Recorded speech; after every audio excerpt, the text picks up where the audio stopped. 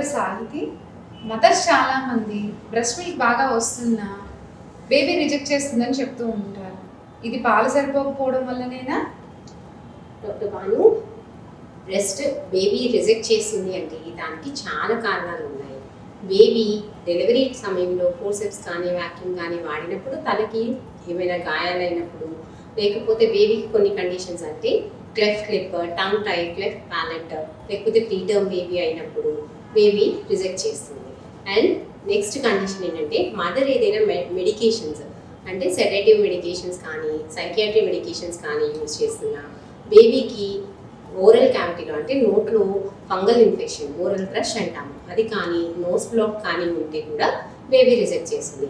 అన్నిటికంటే important, baby తల్లిపాల కంటే ముఖ్యంగా ముందుగా ఫార్ములా మిల్క్ బాటిల్లో పట్టినట్లయితే అప్పుడు నిప్పుల్ కన్ఫ్యూజన్ వచ్చి బేబీ తల్లి బ్రెస్ట్ని రిజెక్ట్ చేస్తుంది.